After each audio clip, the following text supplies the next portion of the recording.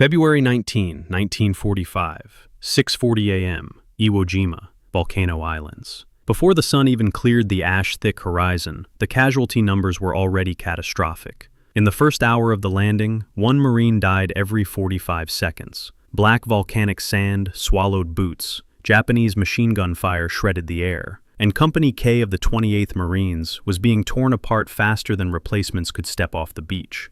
The problem was brutally simple and brutally deadly.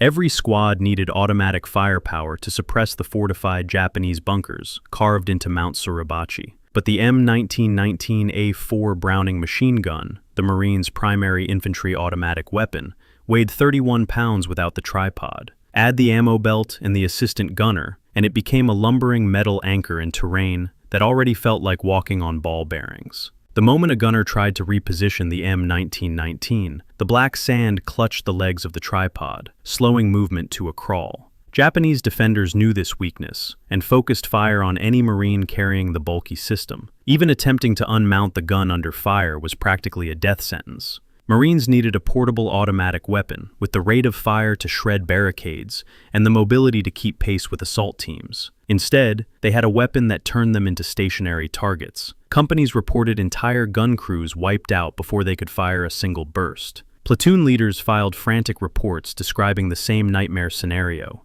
The guns cannot move. The sand eats them alive. But while most Marines cursed the M1919 as an unavoidable burden of war, one man refused to accept it. His name was Corporal Tony Stein, a 23-year-old Jewish American from Dayton, Ohio. Before the war, he had been a machinist and toolmaker, the kind of man who could look at a broken appliance and understand its failures without touching it. Friends described him as quiet until he wasn't.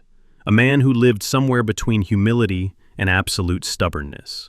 When the Marine Corps needed men during the war, he enlisted immediately, motivated not by adventure, but by a sense of obligation to fight the fascism destroying Europe. By 1944, Stein was part of the elite Paramarines, Marine paratroopers who trained harder, climbed faster, and carried more weight than the average infantryman. They were also the only Marine unit ever trained for airborne operations. But when the Paramarines were disbanded due to bureaucratic confusion in late 1944, Stein and his comrades were folded into the 28th Marines, right in time for the assault on Iwo Jima. And Stein brought something unusual with him. Back on Espiritu Santo, during downtime between patrols, Stein had spent weeks prowling the airfield scrap piles.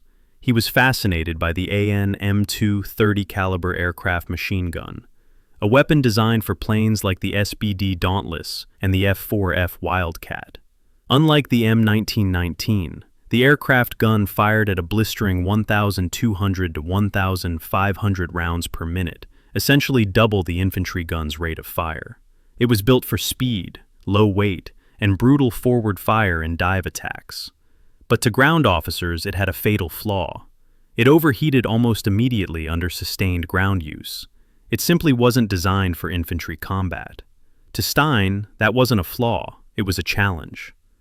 Working with improvised tools, cannibalized scraps, and a mechanic's touch that bordered on artistic instinct, he built a hybrid weapon, the Stinger, a Frankenstein assembly of aircraft gun internals, custom-machined brackets, a handmade bipod, and even a reworked buttstock carved from spare wood.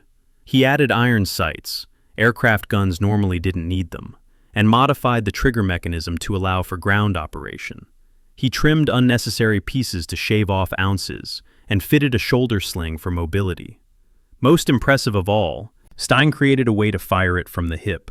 The weapon weighed roughly 25 pounds, but because it lacked the heavy tripod and fired with such a violent cyclic rate, Stein could carry it like an oversized rifle, an automatic, personal storm of lead.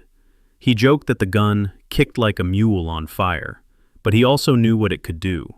In the hands of even a moderately trained gunner, it could sweep a trench in seconds, clear pillboxes, and strip away any Japanese position that dared fire back. To Stein, the Stinger solved the Marine Corps' critical shortcoming on volcanic sand, firepower without immobility. His superiors, however, saw something very different. A stupid idea, a death trap, a toy for someone who doesn't plan on living long.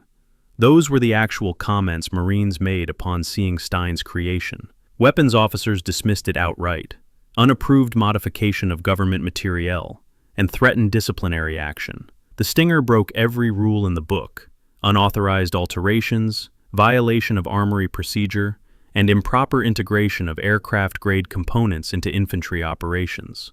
Even Stein's closest friends thought he was being reckless.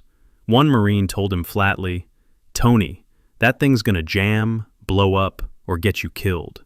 But Stein didn't build it for recognition. He built it because every day, every hour, every assault, Marines died dragging a 31-pound weapon through sand that behaved like quicksand under fire. He believed the battlefield demanded a new weapon, and he was willing to defy regulations to provide it. By the time the 28th Marines climbed into their Higgins boats bound for the blood-black beaches of Iwo Jima, Stein carried with him one of only 6 Stingers ever built, crudely assembled, untested in real combat, and officially unauthorized. But within minutes of the landing, it would become the most feared weapon the Japanese defenders had ever seen on that island. The volcanic sand shook like a living thing as strafing fire raked the beach. Stein hit the ground, the Stinger cradled like a giant rifle. Around him, Marines were being shredded before they could even unfold their entrenching tools.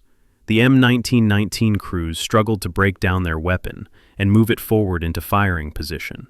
Most never made it. The assault was stalling. And that's when Stein rose to his feet, standing fully upright in a storm of lead, and unleashed the Stinger for the first time in combat. When Corporal Tony Stein squeezed the trigger, the Stinger didn't fire so much as detonate forward. The first burst ripped out at nearly 1,400 rounds per minute, a continuous shriek of brass and fire that cut across the beach like a blowtorch made of sound. Marines around him flinched, not from enemy fire, but from the raw violence of Stein's weapon. Even veteran machine gunners had never heard anything like it. The Stinger's recoil hammered against Stein's shoulder in a savage rhythm, its barrel glowing within seconds, its muzzle blast carving through the ash-laden air. What mattered most was simple: Japanese fire stopped. Not forever, not even for long, but for the first time since their boots touched the volcanic sand, the Marines saw the defenders' heads duck down, and that tiny fraction of a second gave Stein the space to move. He didn't crouch, he didn't crawl. He charged, using the Stinger like a fire hose of metal.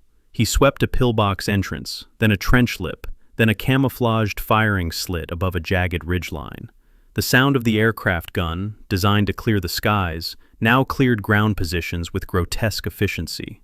Marines who, moments before, were pinned flat, now advanced behind Stein, using him as a one-man moving wall of suppressive fire. This was exactly the kind of battlefield problem the Stinger had been built to solve: the need for high-volume, mobile suppression in terrain where traditional machine guns became immovable liabilities. But to understand how truly impossible Stein's innovation was considered, we must go back to the months before Iwo Jima, to the makeshift workshop where the Stinger was born. The technical challenge was immense. Aircraft guns weren't meant to be fired by hand.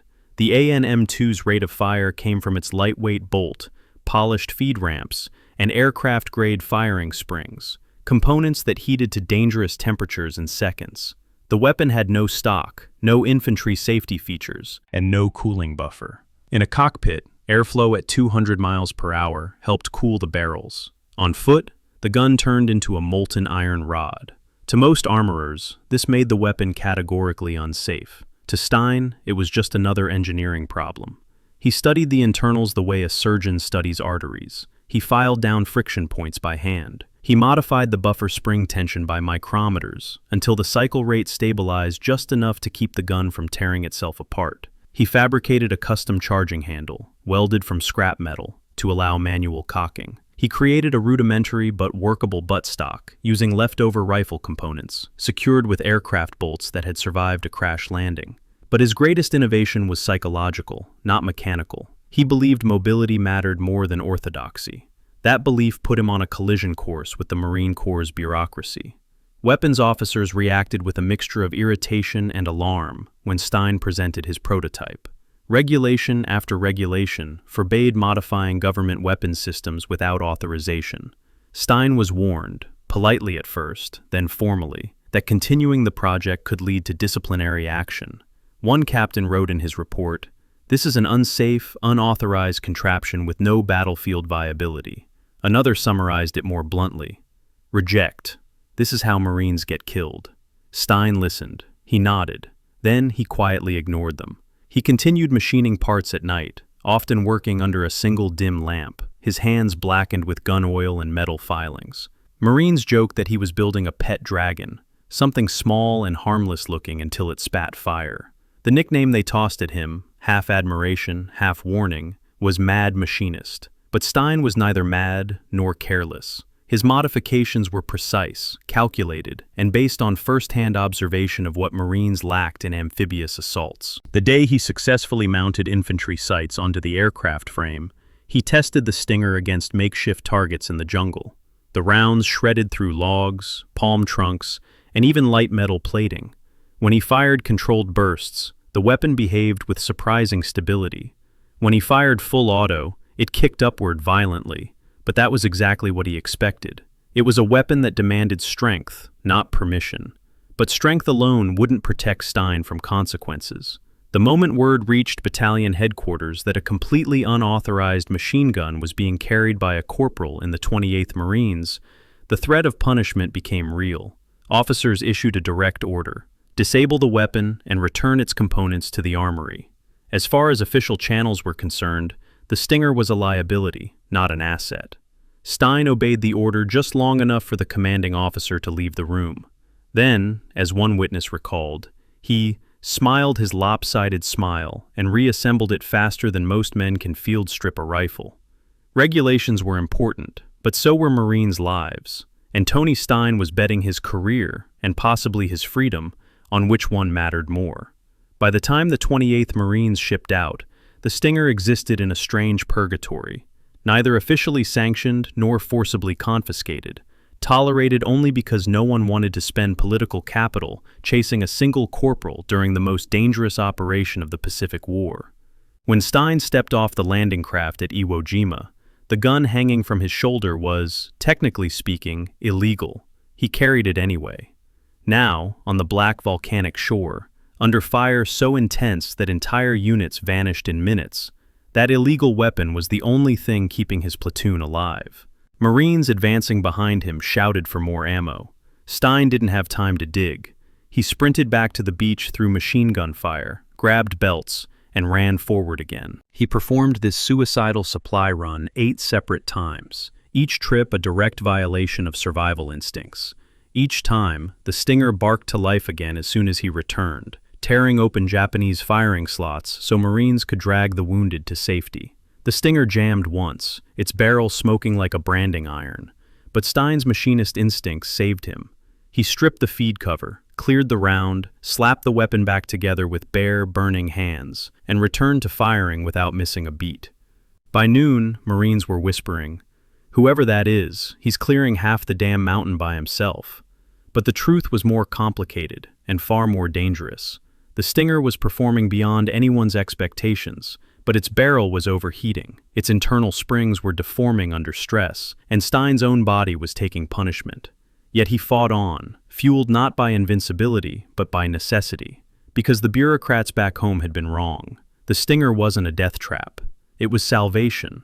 And the most critical test, the moment that would force the Marine Corps to confront its own disbelief, hadn't even begun yet. The real test of the Stinger, its true trial by fire, began in the jagged volcanic ridges leading up to Mount Suribachi. By mid-afternoon, the battlefield had become a shifting maze of black sand, shattered rock, and hidden Japanese guns. Every ridge hid a firing slit. Every cave held rifles waiting for the slightest silhouette. The air itself burned with pulverized ash. Most Marines slowed or hugged the ground, praying for smoke. But Corporal Tony Stein, sweat, soot, and a heat-warped barrel in his hands, kept moving. Not blindly, but with the cold purpose of a man who knew exactly what his weapon could do.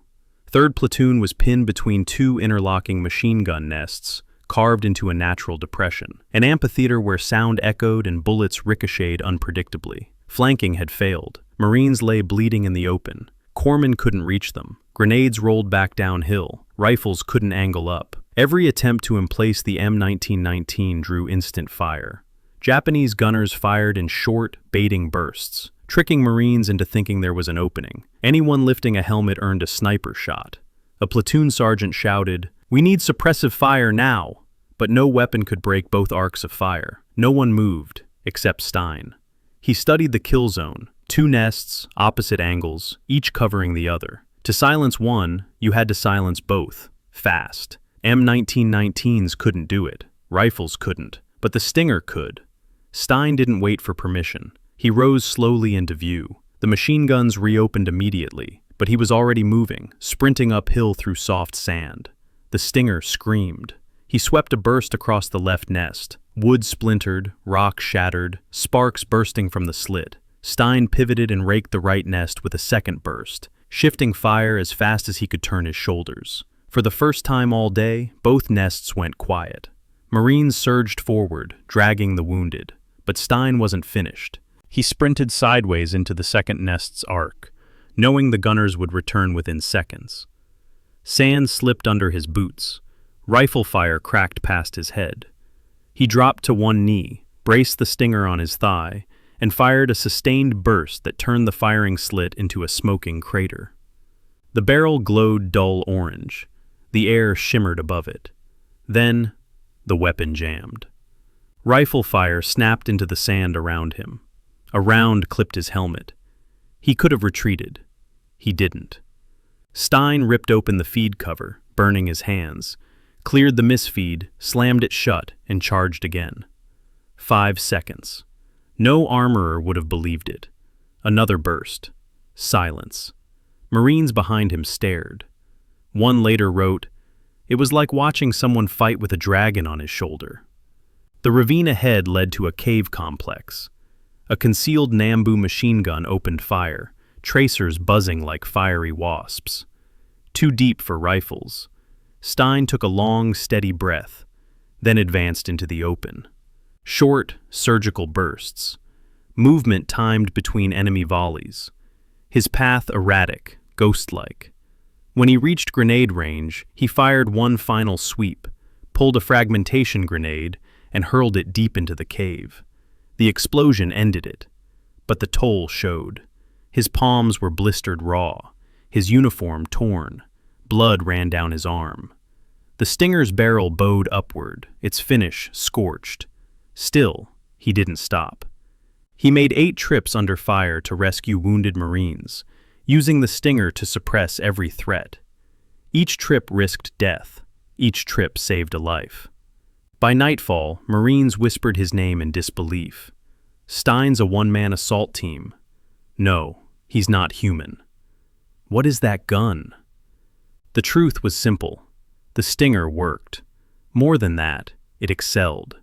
And on Iwo Jima, one stubborn corporal proved a timeless truth. Sometimes innovation comes from desperation. Sometimes doctrine is rewritten by the man who refuses to die. By the morning of February 20, the volcanic winds of Iwo Jima carried a different kind of rumor through the ranks. Word spread from foxhole to foxhole, from aid station to command tent, carried on the breath of exhausted Marines who had witnessed what seemed impossible. They spoke of a lone gunner who charged pillboxes that had stalled entire platoons, a man who sprinted uphill through volcanic ash, carrying a weapon that screamed like an aircraft engine, a man who pulled wounded Marines out of kill zones again and again, each time returning with more soot, more burns, more blood, and the same relentless fire in his eyes. They spoke the name with equal parts awe and confusion. Stein. The Stinger guy. The man with the aircraft gun. For the first time, officers began asking questions, not about discipline, not about unauthorized modifications, but about results. They wanted numbers. They wanted confirmed impacts. They wanted to know whether the rumors were battlefield exaggerations or actual, quantifiable effectiveness. The answers stunned them. Multiple platoons reported that Stein's actions directly enabled their advance on the left sector of Mount Suribachi. Corpsmen attested that his repeated, suicidal rescue runs kept dozens of Marines alive. Squad leaders confirmed that entire machine gun nests, positions that previously required flamethrowers, satchel charges, or coordinated assaults, were neutralized in seconds by Stein's weapon. Unofficially, whispered where no staff officer dared record it, Some Marines began calling the Stinger the best damn gun on the island. It wasn't until after the day's fighting calmed that Stein himself finally sat, letting the Stinger slip from his scorched hands. He was exhausted, dehydrated, and running on pure willpower. A corpsman insisted on bandaging his burned palms. They were blistered so badly the skin peeled like wet parchment. Stein didn't complain. He only asked if the weapon could be repaired. The corpsman laughed, a pained, incredulous sound. "Repair it? Tony, that thing's half melted." And it was true. The Stinger's barrel was warped nearly 6 degrees upward at the muzzle from sustained overheating. The handguard was blackened, charred, and partially fused to the barrel. The internal springs had lost tension, and the feed mechanism was dangerously worn. But Stein just shrugged. If it fires tomorrow, that's good enough. This was the paradox that defined the man. A weapon too fragile for doctrine, too raw for bureaucracy, yet devastatingly effective in the hands of someone who understood its limits and pushed them anyway. Later that afternoon, battalion officers visited Stein's position. They examined the weapon, took notes, measured barrel temperature with shaking hands, and tried to reconcile what they were seeing with what they knew to be acceptable Marine Corps equipment. One captain stared at the Stinger, then at the destruction in the surrounding landscape, and muttered, "This shouldn't work." But it had. It had worked so well, in fact, that an officer quietly told Stein, "If you can keep it running, keep using it." An unofficial blessing, a de facto acceptance, a reversal of months of dismissals, warnings, and bureaucratic threats. Yet even in his moment of emergent recognition, Stein felt the weight of something heavier than any machine gun. The Marines still trapped ahead in the rocky labyrinth leading towards Suribachi's summit. He didn't ask for rest, he didn't ask for recognition, and he certainly didn't ask for the Marine Corps' approval. He asked for ammunition. The next morning, Stein prepared to move toward the ridgeline with his squad. The Stinger was slung over his shoulder, patched together, the barrel replaced with a spare salvaged reluctantly from a downed aircraft gun. It wasn't perfect, it would never be perfect, but in Stein's hands, perfection wasn't required, only purpose. As the squad advanced across a field of loose rocks and shattered boulders, Japanese riflemen lying in concealed spider holes opened fire. The air crackled with supersonic snaps. Marines dove for cover behind stones barely large enough to shield them. Stein rose, again, bringing the Stinger up with practiced fluidity. He fired short bursts to identify the firing points, longer bursts to suppress them, shifting his aim with the instinctual geometry of a machinist who calculated angles without ever writing them down. He pushed forward, firing as he moved, determined to create enough space for his squad to cross the open field. Then, the shot came. A single, well-placed bullet snapped from a hidden sniper's nest, striking Stein low in the torso. He staggered, but he didn't fall. He tightened his grip on the Stinger and fired back at the flash of the sniper's muzzle. The weapon bucked violently, nearly escaping his grip, but the burst hit home. The sniper's nest fell silent. Stein took one step, then another. His squad shouted for him to fall back. He didn't listen. He reached a shallow depression in the ground, dropped to one knee, and continued firing at another rifle position that threatened his squad's right flank. Only after a final burst, his last act of suppression, did his body give out. Corporal Tony Stein, the man who had turned an aircraft gun into an infantry storm, fell on the black sand of Iwo Jima. He was declared dead moments later. His Marines, men who had seen him tear open fortified positions single-handedly, carried his body back with a reverence usually reserved for officers or chaplains. Some cried openly. Some simply touched the Stinger still resting beside him, as though trying to understand how both man and machine had defied so many natural limits. Weeks later, the after-action reports reached higher command. They told the story of a corporal who repeatedly exposed himself to fire to rescue wounded Marines, a gunner who neutralized enemy positions that had pinned down entire platoons, a soldier whose personal innovation broke open the battlefield. The Medal of Honor citation was drafted, refined, and approved. Corporal Tony Stein was posthumously awarded the Medal of Honor for his actions on Iwo Jima, the first Marine to receive it in that battle. The Marine Corps, once dismissive of the Stinger, now listed its battlefield performance among the most effective small arms improvisations of the Pacific War. While the weapon itself never saw official production, its overheating issues made it unsustainable for mass issue. The concept behind it changed doctrine.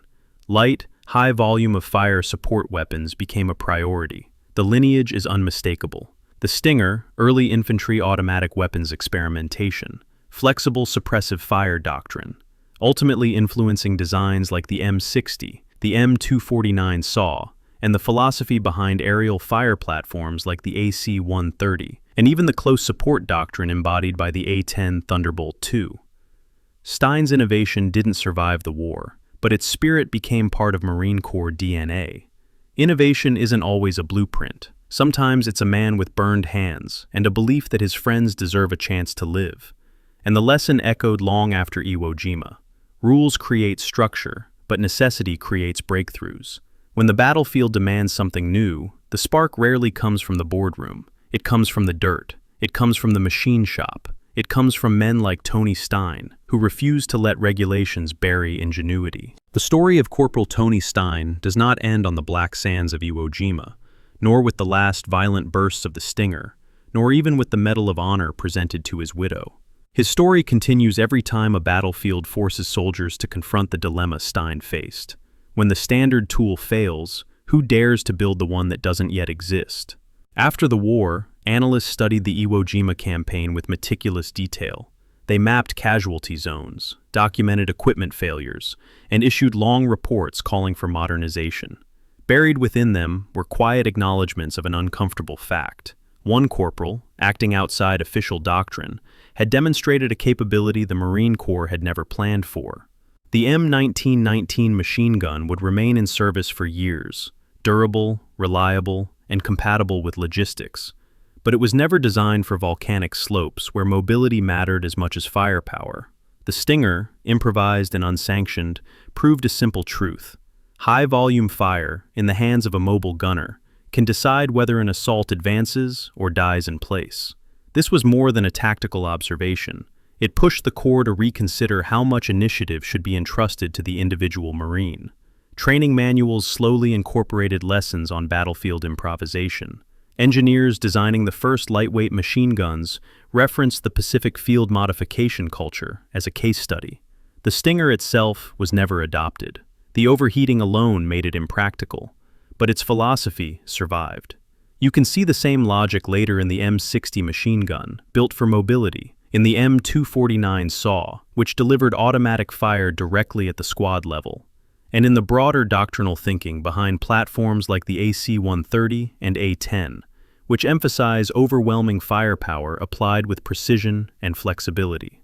Not direct descendants, but born of the same need, firepower that moves with the fight. Yet Stein's legacy also highlights a risk. Battlefields often reward initiative long before institutions do.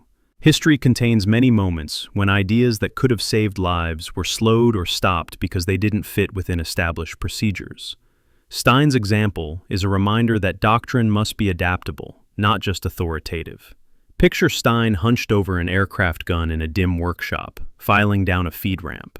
Picture him dismissed by officers who saw only a violation of regulations.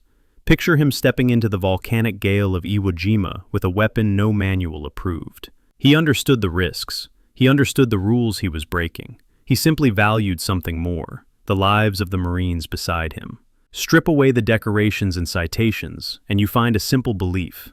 If the tools we are given are not enough, we make better ones.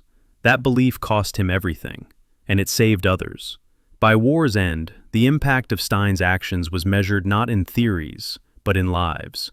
Marines who survived assaults that would have stalled without his fire. Men whose children and grandchildren exist today because a machinist from Ohio built a weapon the battlefield demanded. This is the final accounting. One man, one improvised weapon, dozens of lives saved, a doctrine shifted. Stories like Stein's risk fading into footnotes, overshadowed by larger battles, neglected by official histories.